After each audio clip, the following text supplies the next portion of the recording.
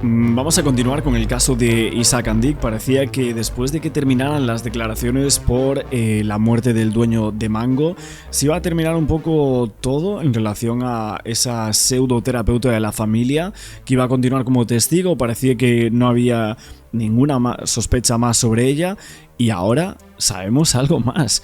Un nuevo dato que se ha filtrado también por parte de algunos medios de comunicación que han podido acceder a partes de los informes después de que ella ya tenga asesores, ya está dentro de esta causa como persona investigada, es testigo, pero también investigada por algunos asuntos bastante raros dentro del caso Andic.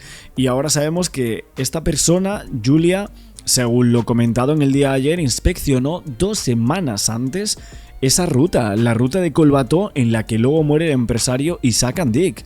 Ella estuvo allí, Jonathan estuvo allí, esta intérprete también estuvo. Al final son 3 personas que están dentro de la investigación y una de ellas se ha quebrado. Esto hay que decirlo de esta manera, o sea, la intérprete o profesora de inglés, como algunos medios la dicen así, Amelia, como nosotros la llamamos, pues se quiebra.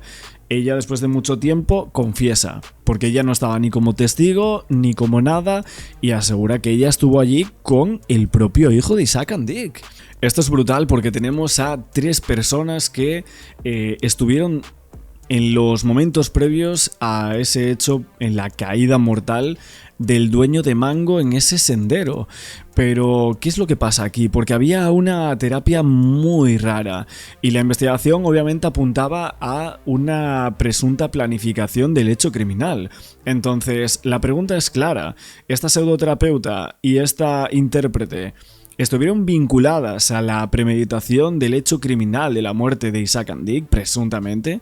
Bueno, hay mucha gente que se queja de que digo mucho esta palabra, la de esa palabra. Pero bueno, es que al final tenemos que hablar con esto, porque si no, no podemos comentar prácticamente nada de este caso en el que a día de hoy no hay nada claro, no hay ninguna figura legal clara y por lo tanto tenemos que hablar con presuntos siempre, ¿no? El otro día hablamos de una imagen del foro de Cotilleando que salía, la publicamos en pantalla aquí creo que fue el primer directo que hicimos de este caso, donde se hablaba del impacto lateral unificado, donde todas las fracturas graves del dueño de Mango estaban en el lado derecho. O sea, el patrón forense aquí era que sería compatible con haber sido empujado de un golpe o lanzado con una fuerza en una trayectoria limpia al vacío. A ver, ¿qué es lo que pasa aquí realmente? Básicamente lo que decía esta persona, o la teoría que ella tenía, es que la caída efecto tobogán que mencionan los Mossos de Escuadra es porque presuntamente alguien lo carga y luego lo arroja al vacío. O sea, alguien lo carga, o sea, ni siquiera un forcejeo.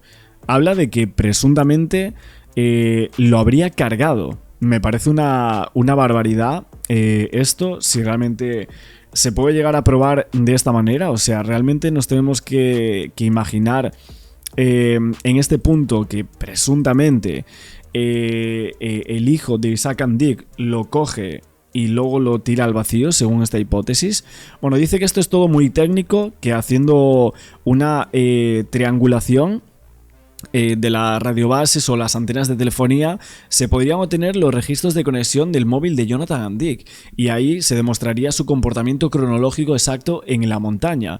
Esto seguramente lo tengan los Mossos de Escuadra, tengan todo este informe del cual está hablando esta persona, y dice que si el análisis geoespacial sitúa el teléfono de Jonathan de manera exacta en el borde de ese precipicio, en el minuto del suceso y no metros más adelante, como él declara, entonces ahí hablaríamos de una contradicción gravísima y de un aspecto técnico que sería difícilmente contradecible por parte de su defensa. Dice él que la clave penal está en el análisis de los acelerómetros, de los giroscopios y también del sensor de frecuencia cardíaca del celular de Isaac and Dick. Lo revelaría la aplicación de salud, de la cual no paran de hablar los investigadores, porque esta aplicación registra anomalías físicas o metabólicas minutos antes, si hubo una situación de estrés o violenta previa con un desenlace de un altercado físico. Y él piensa que el juez o la fiscal tienen este dato, pero que evidentemente no lo han divulgado y que por eso hay una acusación tan directa contra el propio Jonathan and Dick. Luego, si el teléfono de Isaac dejó de emitir ráfagas de datos o llamadas a las 12:28:26, que es la marca que sabemos que es ahí la caída, básicamente se marca el fin de su actividad biológica e informática por un golpe según su aplicación de salud. Y si la celda de radiobase registra que el móvil de Jonathan permanece conectado de forma estática ahí en la cima, esto permitiría a los peritos de los Mossos d'Esquadra establecer por correlación que la caída ocurrió exactamente en ese lapso de tiempo, desarmando cualquier tipo de intento de la defensa y de los abogados por desfasar los horarios de la muerte o que Jonathan iba unos metros más delante, como él aseguró en los primeros momentos.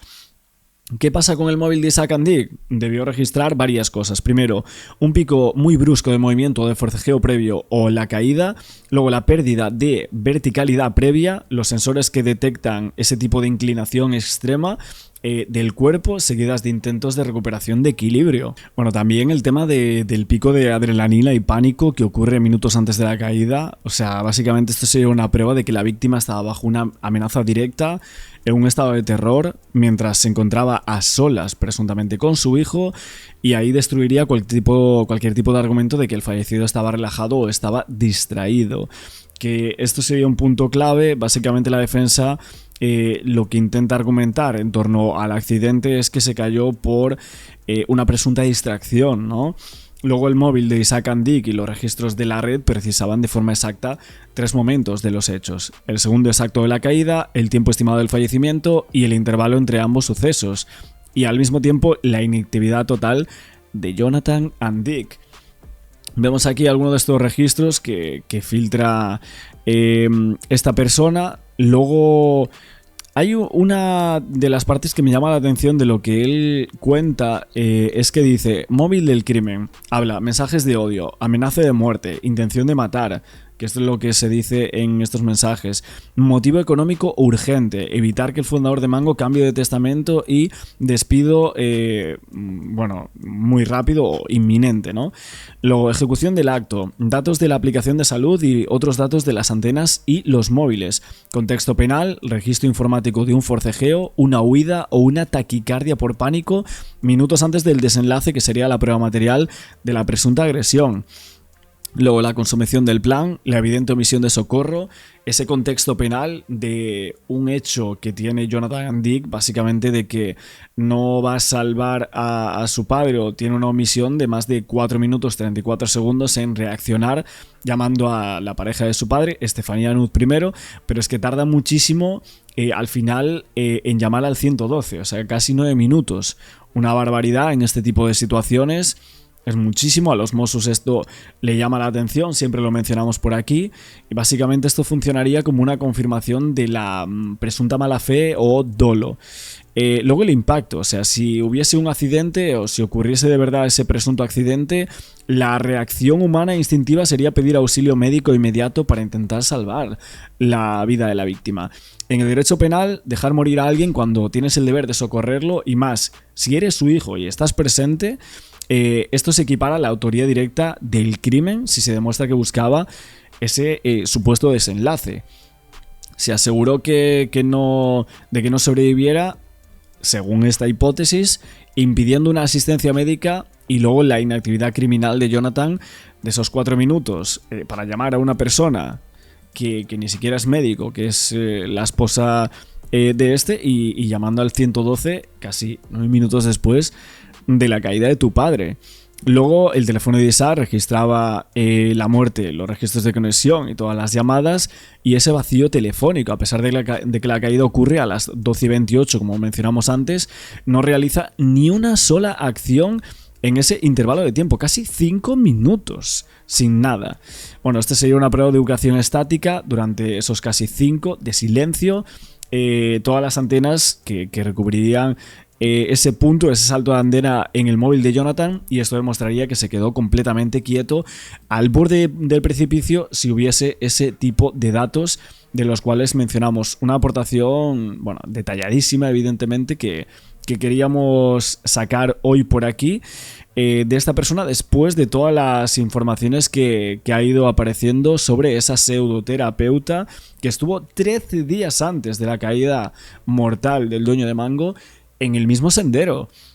Bueno, sus asesores dicen, ella iba a hacer una ruta diferente. No, fíjate qué curioso que iba a hacer una ruta diferente, ¿no? Pero sabía perfectamente que a Jonathan e Isaac Andic los iba a poner al borde de un precipicio, según dice su amiga del alma, que no pudo esperar más y dijo, tengo que ir a contar esto porque es una barbaridad. Como alguien menciona algo sobre esto, yo me voy para la trena. Y pues así ha sido. Ha ido hace un mes atrás, aunque lo desconocíamos, a hablar con los Mossos de Escuadra, a decir, yo sabía esta información y no la dije hasta ahora porque he pasado mucho miedo. ¿Por qué pasó mucho miedo? ¿Qué hay detrás de todo este caso? Me parece brutal, la verdad, cómo se está englobando toda esta situación y se ha convertido en un caso muy misterioso, el caso Andic.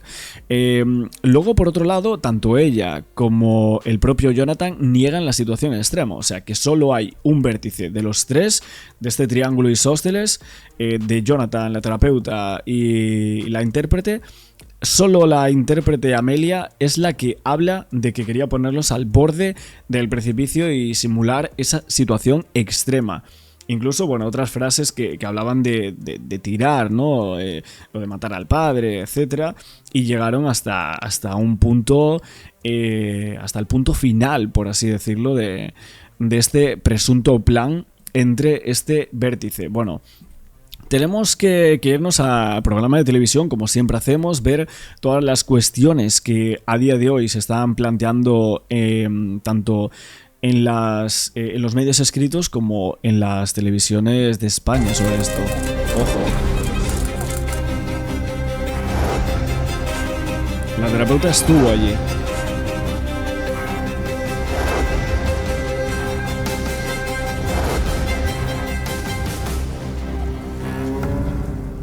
4 minutos, novedades en el caso Andic que necesitan un poquito de contextos. Hombre, es que tú estás en un sitio 13 días antes y luego hay una persona que fallece en extrañas circunstancias y tú eres una pseudoterapeuta que no está colegiada y que estabas dando un discurso a los dos de matar al padre. Pues yo qué quieres que te diga, pero que te investiguen cuanto menos, o sea... Cuento. Ya os dijimos hace unos días que la ayudante de la terapeuta había acompañado a Jonathan a la montaña del Montserrat una semana antes de la caída mortal de su padre. Pues bien, y aquí está la novedad. Ahora sabemos que la misma terapeuta también estuvo allí 2 semanas antes de la caída mortal de Isaac Andic con su ayudante, Sara Torremocha. ¿Por qué? ¿Qué hacían allí? Sí, buenos días. Según esta información que avanza el periódico, 13 días antes de la caída mortal de Isaac Andic. A ver, vamos a ver la cronología que muestran aquí. Pone... Es que no se deja ver bien, pero pone 1 de diciembre, suben allí su ayudante, o sea, la terapeuta y su ayudante, Amelia, a esa montaña de Montserrat. El día 7 de diciembre se asegura que sube el ayudante y Jonathan Andic a Montserrat.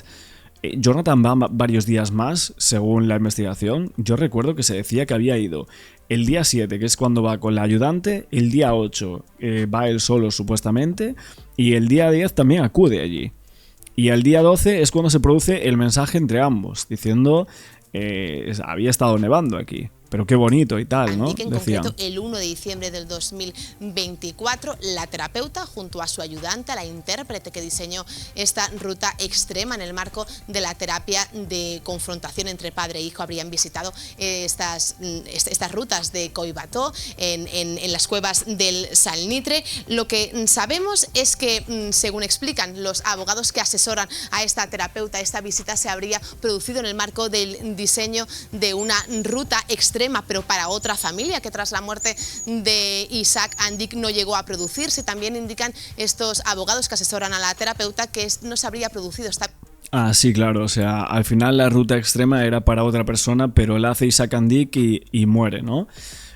Pues aquí, ¿quién tiene que pagar sobre esto? O sea, nos lavamos las manos, decimos que era para otra familia, la pregunta es ¿cuál era? Preguntarle también a esa familia y a esos testigos si realmente estaban en terapia con ella y si iban a hacer una ruta extrema para salvaguardar pues las pretensiones familiares.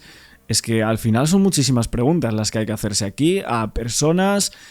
Son preguntas incómodas, pero lo más incómodo de todo es que hay una muerte que hay que investigar. Y la muerte es Isaac and Dick, o se llame como se llama. La visita en concreto en el camino que recorrió padre e hijo. Sabemos que la terapeuta, tras la muerte del fundador de Mango, habría enviado un mensaje a la intérprete comunicándole su voluntad de no continuar con estas excursiones de esta tipología. Y recordemos que la aparición de la figura de esta intérprete, del ayudante, de la terapeuta, de esta intérprete que habría diseñado esta ruta extrema, ha supuesto un giro en la investigación. Ella habría acompañado a Jonathan and Dick el día 7 de diciembre a estas cuevas del Salnitre de Collbató, una información que Jonathan no manifestó en su declaración porque asegura su defensa que no se le preguntó. En el móvil del ayudante de la terapeuta, los Mossos descubren este mensaje: no sea que la próxima sea yo. Se lo habría enviado la terapeuta tras el fallecimiento de Isaac and Dick. Le dijo que no harían más excursiones así.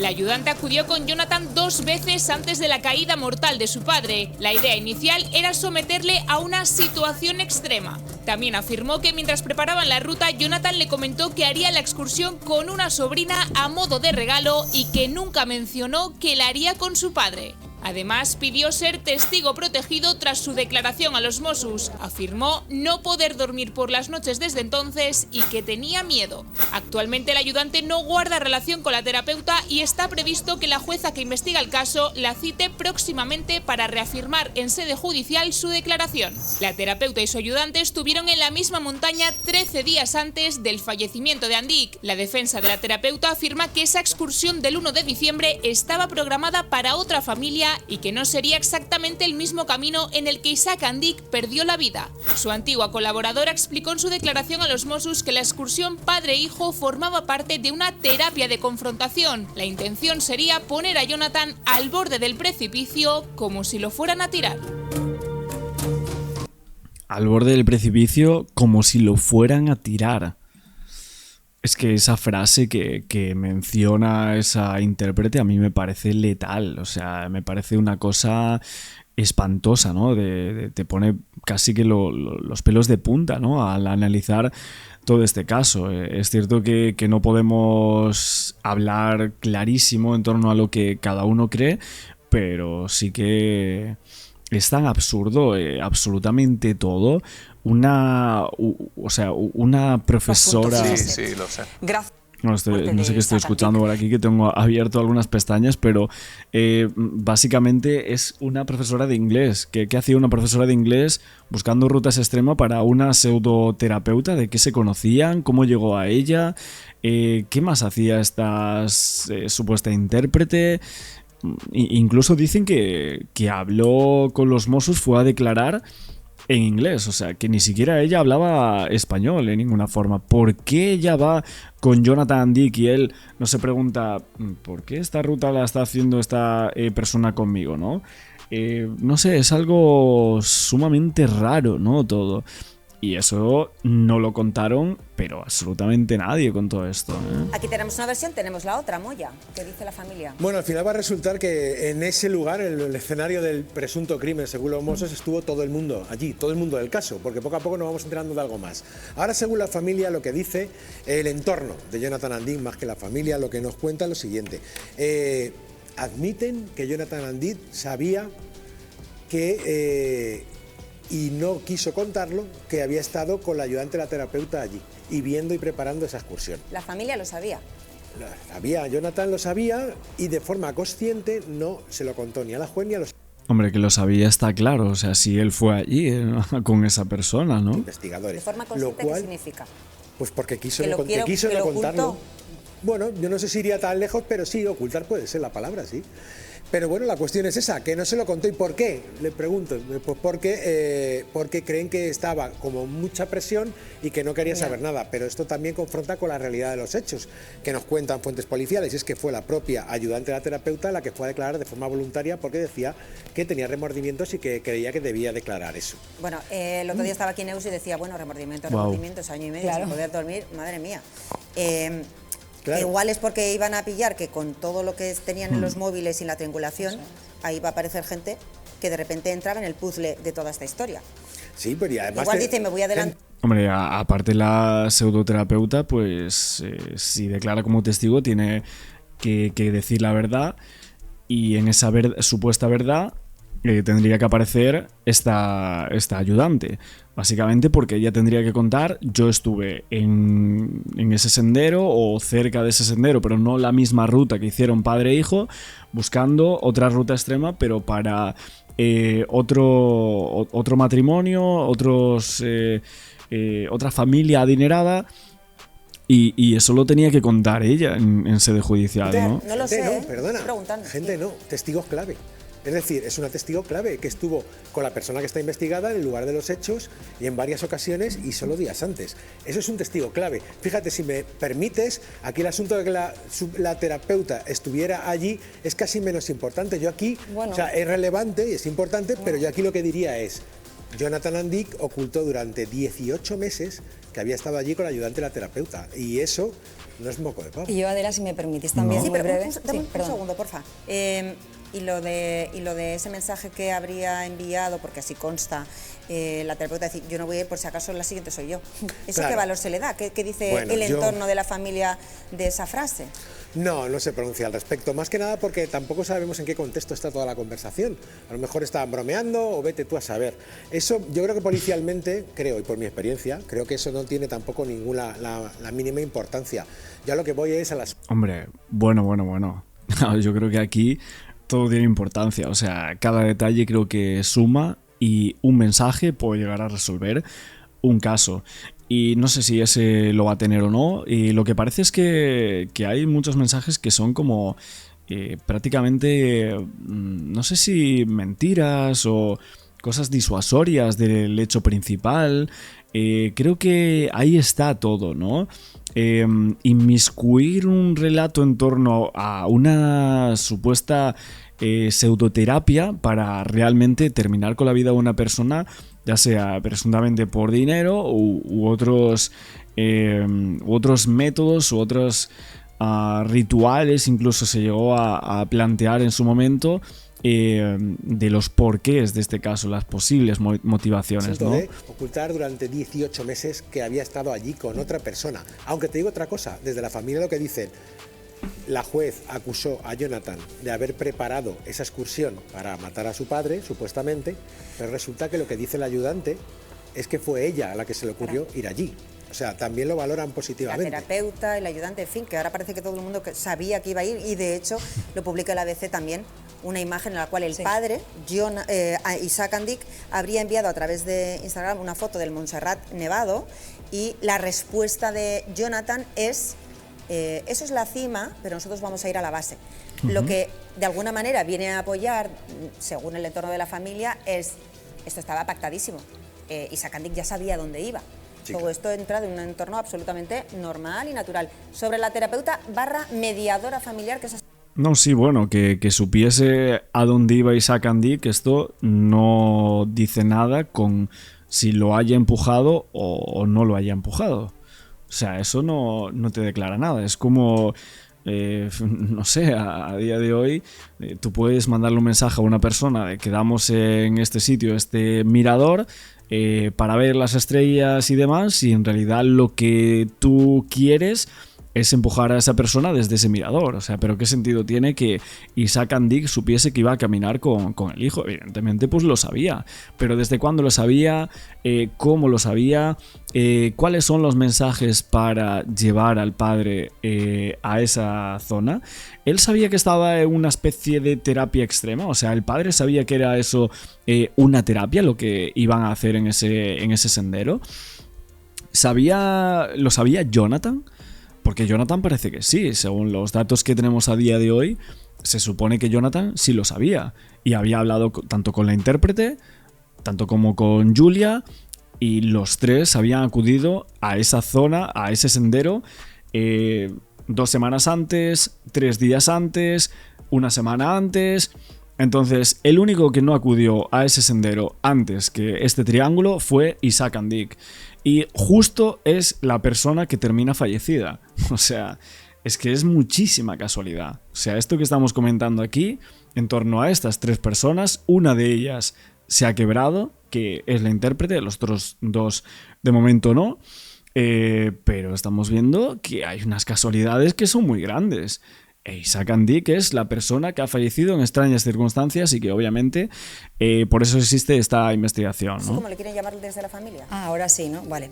Para mí sí que es relevante que estuviera allí y que contratara a una colaboradora y que hubiera todo un plan tramado para algo que desde luego parece que no era lo que Isaac pensaba que iba a hacer allí. Entonces yo, si no os importa, desde ya la dejo de llamar terapeuta, pero para siempre, a partir de este momento. ¿Por qué? Porque aquí de terapéutico no hay nada. Llámalo golpe de efecto, llámalo teatro. Pero vamos a ver, en consulta, porque la gente también creo que tenemos una responsabilidad, tratamos todos los días problemas de autoestima, conflictos familiares, una valía o un reconocimiento de tu padre que no llegas a encontrar, y a nadie se le ocurre hacerlo sin el respeto del paciente, sin saber acompañar en lo que sabe que está haciendo, sin causar un daño extraordinario y sin exponerlo a una caída libre de 100 metros. Entonces esto, por favor, de terapia no tiene nada, y cualquiera que se vea atraído por estos golpes de efecto, que sepan que las técnicas son otras. Bueno, permíteme un segundito, 11 y 11. La policía, me dicen, ha detenido a un chico, un joven. Hombre, pues a ver, evidentemente es una barbaridad lo que aquí se cuenta, ¿no? O sea, una caída libre de más de 100 metros y justo que los Mossos aseguran que Jonathan Andic estuvo en ese punto exacto donde se produce la caída, que era el único sitio en el que matarse era, o sea, terminar con alguien, si se cae o si lo empujan o como sea, era posible. O sea, que era prácticamente imposible que sobreviviese a esa caída de ninguna manera. Entonces, creo que ahí está, ¿no? El tema sobre esto.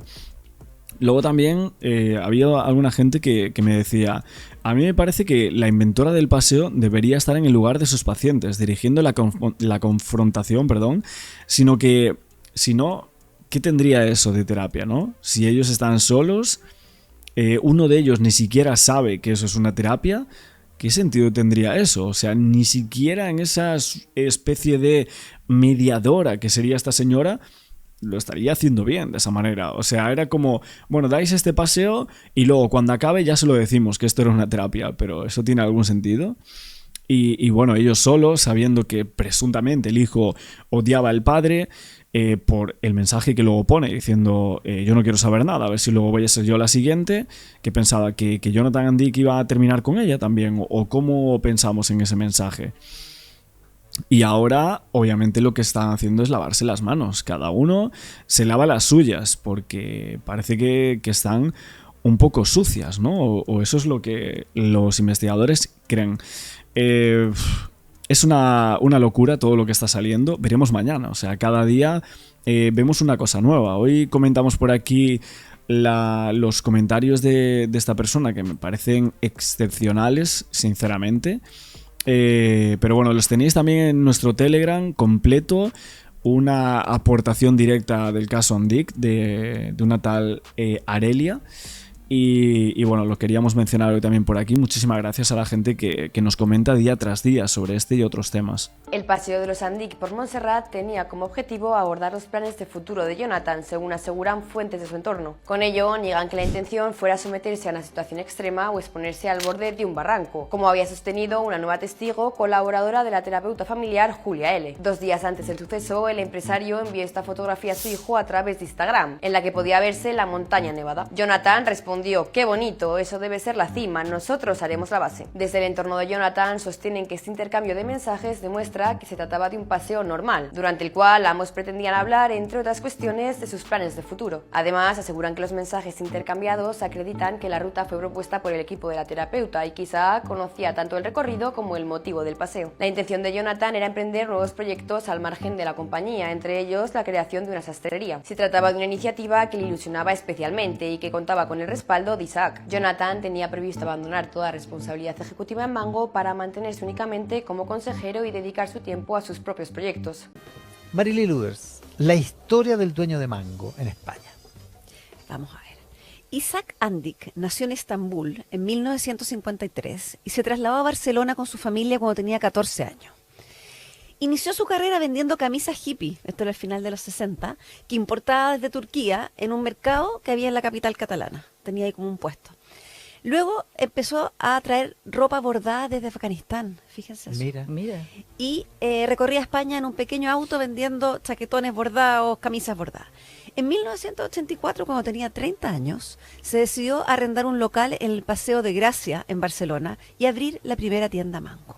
¿Y saben por qué le puso Mango? ¿Por qué? Se llama así porque en uno de esos viajes a Afganistán, Andik probó por primera vez esa fruta y le tincó como marca porque era corta y no necesitaba traducción. Así nació Mango. Uno se imagina que hay una cosa como mucho más marquetera y no, probó un mango y dijo, este es el nombre. 40 años después, este inmigrante turco se convirtió en el quinto hombre más rico de España, un podio que compartió por muchos años con Amancio Ortega, el creador de Zara, y por varios años Andik fue el más rico de Cataluña, el hombre más rico de Cataluña. De ahí que voy a contarles, lo que les voy a contar ahora, conmocionó al país y al mundo de la moda. El 14 de diciembre de 2024, hace menos de un año, salió a un trekking a la montaña de Montserrat, que vi fotos y realmente es precioso, en las afueras de Barcelona con su hijo Jonathan, de 44. ¿Ya? Él tiene 3 hijos, Jonathan el único hombre, el que trabaja más cerca de él. Por la zona, por donde estaban caminando, caminan 100.000 personas al año. O sea, es un trekking que no es difícil, no estaban subiendo un monte complicado. Popular, digamos. Claro, y tampoco van solos, me imagino, no están solos en la ruta. Claro, con 100.000 personas al año. En este caso nadie lo vio, por lo menos. Es considerado un sendero medio de dificultad, incluso fácil para un par de hombres muy deportistas como eran los Andik. Iban sin escolta, eso era algo bien inusual, porque para ser el hombre más rico de Cataluña, los escoltas son el desde. Según Jonathan, él iba caminando más adelante y su padre atrás, y cuando se volteó no lo vio más. Isaac se había caído por un barranco de más de 100 metros. Jonathan hizo varias llamadas, y aquí es importante la llamada porque es lo que explican todo lo que pasó después. La primera se le hizo a su padre. Llamó al celular de su papá, ¿ya? Con la esperanza de que le contestara que estaba vivo. A la novia de su padre, que no estaba en el paseo, que estaba en su casa. Y finalmente, después de toda esa llamada, al 112, que es como el número de emergencia. ¿Ya? Ese día se le tomaron declaraciones a él, se hizo una breve investigación y el caso quedó en un accidente. El Imperio Mango redefinió los roles. Jonathan tiene estas 2 hermanas, pero él fue mandatado por el testamento de su padre a coordinar el patrimonio familiar, que se estima entre 4.000 y 8.000 millones de euros. Hay como diferentes definiciones, pero es una fortuna y controlan el 95% de Mango. Según se explicó a la prensa en ese momento, la idea era separar gestión y patrimonio. En gestión, Jonathan había tenido durante años la marca Mangoman a su cargo. Él mismo la lanzó en 2008, por lo tanto, la idea era que él saliera de la gestión y se dedicara al patrimonio familiar. El que iba a dirigir Mango iba a ser Tony Ruiz, que fue durante años mano derecha y un ejecutivo muy importante para Isaac Andik, al punto que es el único que tiene capital de Mango fuera de la familia. ¿Ya? Se le entregó el 2023 un 5% del capital, imagínate, en reconocimiento a todas sus gestiones de Mango. Quedó Que un Tony, mogollón de plata, sí. 5%. Tony Ruiz quedó entonces como el CEO ¿Ya? y el director, y Jonathan se quedó a cargo de la plata. ¿Por qué? Ahora vamos a empezar a entender un poquito por qué su padre dejó a Tony, un ejecutivo que no era la familia, y no a Jonathan, que sí tenía experiencia en el negocio. Esto se remonta a 2015, cuando Isaac quiso tomarse un año sabático en un yate que tiene, que se llama Nirvana Formentera. Qué lindo el nombre. Mira el nombrecito. Y dejó a su hijo a cargo. Los resultados de la empresa cayeron fuertemente y el padre tuvo que volver a retomar las riendas. Bueno, eso explica en parte por qué decidió dejarlo a cargo del patrimonio y no de la gestión misma. Todo está funcionando bien, incluso Jonathan tuvo un hijo en este tiempo, su primer hijo, y hace unos días trascendió que los Mossos de Escuadra, que es la Policía Autonómica de Cataluña, que tienen entre sus funciones la investigación policial, reabrían el caso contra quienes resultaran responsables. Ya, sin indicar un sospechoso específico. Los indicadores solicitaron acceso al teléfono móvil de Jonathan, de nuevo, porque antes le habían preguntado. ¿Ya? Ahora solicitaron acceso al teléfono móvil, le pidieron datos a Google de georreferencia y a Vodafone de las llamadas, ¿ya?, para verificar ubicaciones y movimientos exactos. Según los medios españoles, fuentes internas han dicho que hay versiones contradictorias entre las declaraciones de Jonathan y los registros de las llamadas. ¿Dónde estaban cada uno, en qué minuto, en qué momento y qué llamadas hizo él? Otras versiones apuntan a que lo que cambió la investigación, o la reabrió, digamos, la dinamizó, fueron declaraciones de Estefanía Knuth.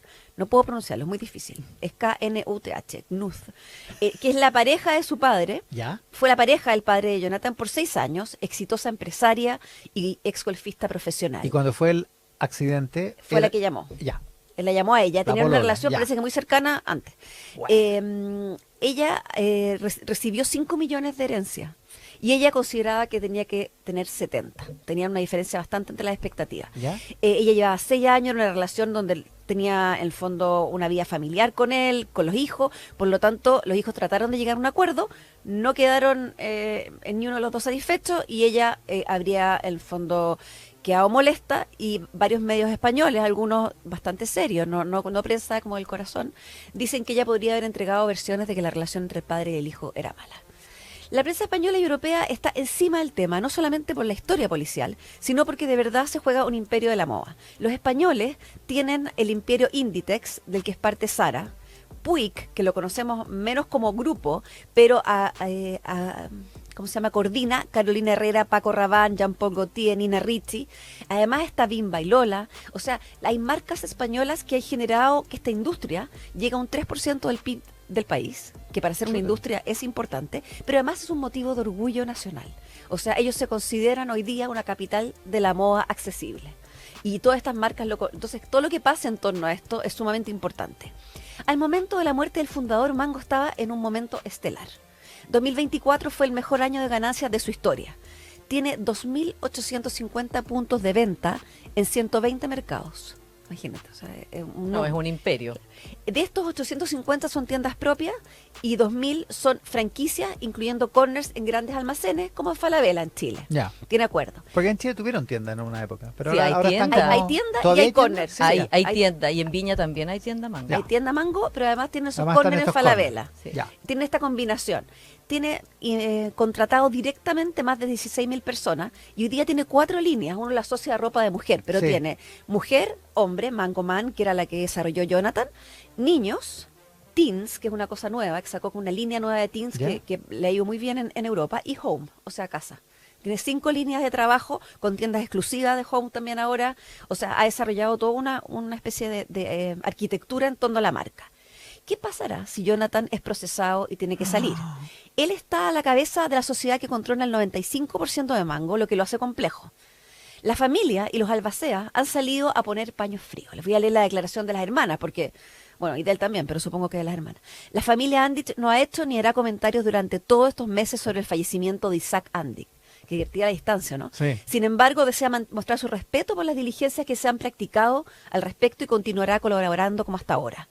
Además, confía en que este proceso concluirá lo antes posible y que se demostrará la inocencia de Jonathan Andic. Así está la cosa. Los próximos días, en el fondo, se espera que se hagan nuevas pericias y nuevas investigaciones, y todos atentos a ver qué pasa. La media Con historia. No, y Es se increíble. viene la serie. Total, ¿o no? Varias temporadas. De hecho, la novia de Andic trabaja en A3 Media, que es sí, po. tiene Que un es cargo reciente en A3 Media. Ahí que es debe- la dueña de Antena 3, digamos. Claro, entonces debe estar probablemente ahí, deben ser los primeros a sacar el guión. Que Antena 3, si no es la principal cadena de televisión española, pegan el palo, digamos. O sea, es muy Muy bueno. importante. El Hormiguero, por ejemplo, y un montón de ficciones.